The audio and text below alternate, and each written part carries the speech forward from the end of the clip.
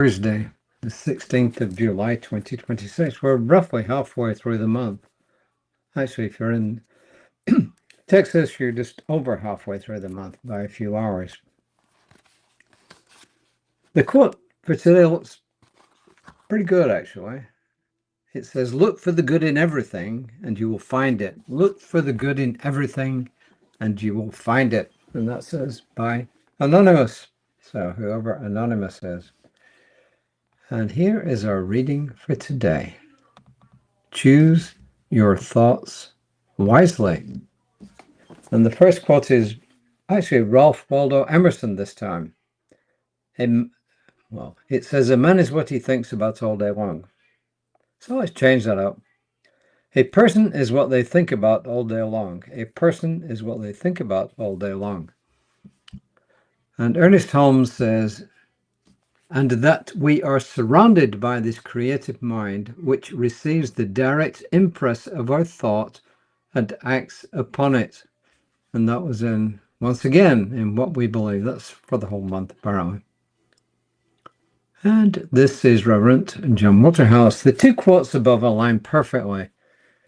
They align perfectly because Emerson expresses the same metaphysical principle that Ernest Holmes articulates. Ralph Waldo Emerson states that we are our thoughts, and Ernest Holmes explains that Ernest Holmes explains how that works. Why? Because thoughts express into the creative medium. And he says this mind is always receptive, and it's without opinion as it turns our thoughts into things. This creative mind permeates the entire universe. Every thought impresses its value on this mind. However, as Ernest Holmes describes this process in his book, Creative Mind and Success, our thoughts must be clear and our minds free of contradictory ideas. Ernest Holmes further explains that our emotions must align with a thought for it to be fully expressed through creative mind. See, that's the thing that's often missed when people say thoughts become things, our thoughts are what we produce. But here he's telling us specifically, our emotions must align with a thought for it to be fully expressed through creative mind. The emotions, as we've often said, are the power. The thought is the idea of what we want. Ernest Holmes often call it the mold. It's the thing that we want to manifest, and then the emotions propel it through.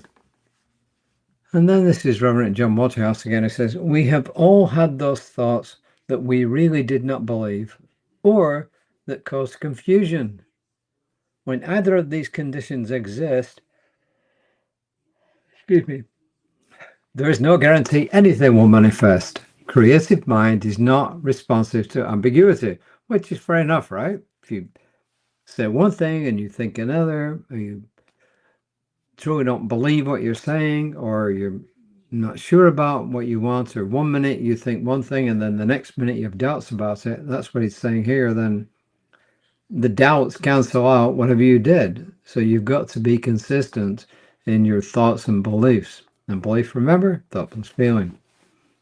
It's also important to understand that this works best whether our thoughts are in our best interest or not. So it isn't only, quote, positive thoughts, unquote, but it's also, quote, negative thoughts, unquote. So when we have negative thoughts and feelings, we're also expressing that.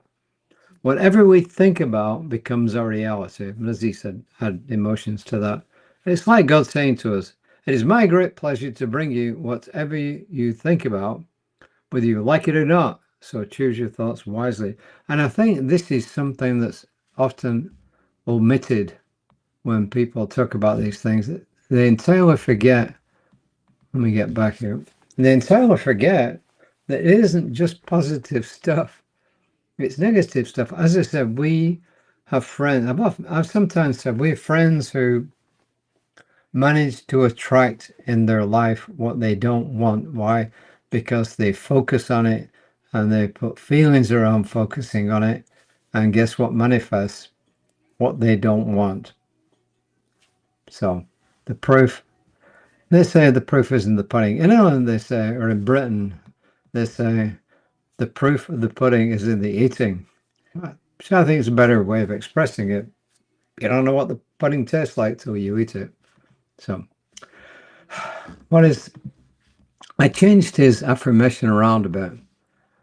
What I habitually think and feel become the pattern through which spirit acts. What I habitually think and feel become the pattern through which spirit acts. And that is all I got for you today. My wonderful colleague, Reverend Lisa Ryan, will be here tomorrow, 9:15. I'll be back tomorrow evening, hopefully around about 5 p.m. And I'm just knowing for each and every person who watches this, who listens to this, I am knowing the highest and best. I am knowing wonderful thoughts, wonderful feelings, expressing in a wonderful life. And I release this word into that divine mind, which always says yes. I am so grateful for this. I release it and let it go and say, and so it is. And namaste.